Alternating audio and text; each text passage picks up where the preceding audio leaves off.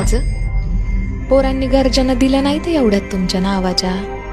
पोरं इसरली वाटतं तुम्हासनी. शिवजयंतीला कसं तुमचंच गाणं गातात, तुमचंच कौतुक करतात.